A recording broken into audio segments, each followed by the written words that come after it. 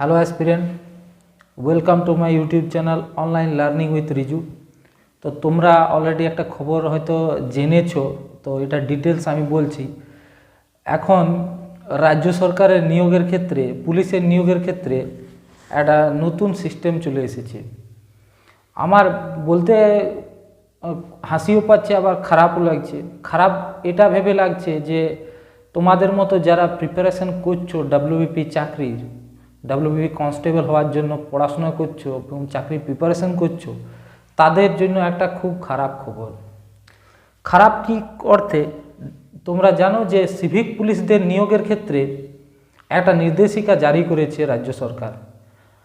Civic পুলিশদের ইতিপূর্বে একটা 10% রিজার্ভেশন কোটা কিন্তু তাদের ছিল, অর্থাৎ তারা যদি পরীক্ষা দিয়ে তারা কিন্তু রিজার্ভেশনের মাধ্যমে কনস্টেবল হওয়ার কোয়ালিফিকেশান ছিল, হতে পারত তারা।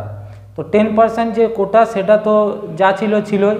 এখন আবার নিয়মটা পাল্টে হয়ে গেল যে সিভিক পুলিশদের ডাইরেক্ট জুনিয়র কনস্টেবল নিয়োগ।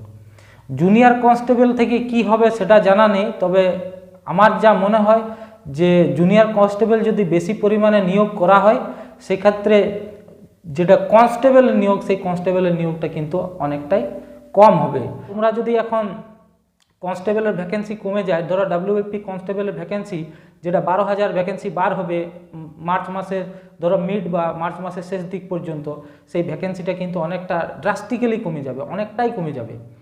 তো এটা কমার পেছনে কারণ হচ্ছে জুনিয়র কনস্টেবল একটা নিয়োগ অলরেডি জানো, সব কাছেই কনস্টেবলের জায়গায় সিভিকদের ইউজ করছে, যার কারণে হয়তো আর কনস্টেবলের প্রয়োজনীয়তাটা সে অর্থে কমে যাবে। প্রয়োজনীয়তা দেখো, অনেক সুপ্রিম কোর্ট বা হাইকোর্ট বলো আর যেই বলো, অর্ডার কিন্তু দিতে পারে সরকার, যে কোনো সরকারকে, কেন্দ্র সরকার হোক রাজ্য সরকারকে অর্ডার দিতে পারে। এরপর অর্ডারের উপর কতটা কি কাজ হচ্ছে সেটা কিন্তু একটা প্রশ্ন চিহ্ন থেকে যাচ্ছে।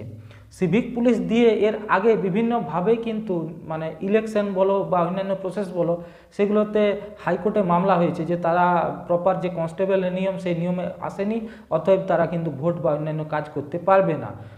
তো যাই হোক, সেগুলো তো আর মানা হয়নি, চলছে সেই প্রসেসেই চলছে। তো রাজ্য সরকার এই সিভিক পুলিশের যে নিয়োগ প্রক্রিয়াটা, সেই প্রক্রিয়াটা আমরা সবাই জানি যে ইন্টারভিউ বা অন্যান্য কোনো কিছু হয়নি, যা একটু হয়তো মাঠ হালকা ফুলকা হয়েছিল, মেজারমেন্টও সেরকম কিছু নেই। অনেক সিভিক আছে যাদের হাইট এখন কিন্তু পুলিশের যে হাইট সেই হাইটটা নেই। অতএব নতুনভাবে যদি নিয়োগ করা হয় সিভিক পুলিশদেরকে, তোমরা কিন্তু যারা জেনারেল, যারা প্রিপারেশন করছো, যারা জেনুইনলি পড়াশোনা করছো, তাদের জন্য কম্পিটিশানটা অনেক বেশি হয়ে যাবে।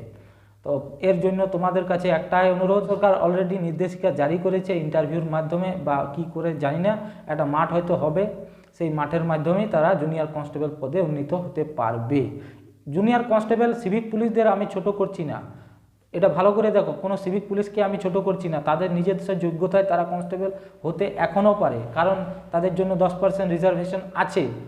বাকি অন্যান্য যে মেইন ওয়েতে কনস্টেবল হওয়ার যে প্রসেস, সেই প্রসেসের মধ্যে তারা না গিয়ে একটা সাইড প্যারালাল একটা অন্য প্রসেসের মাধ্যমে চলে যাচ্ছে, এইখানেই মানুষের সমস্যাটা। যাই হোক, এখন যা করে সরকারের নিয়ম নীতি সেই অনুযায়ী চলবে। তো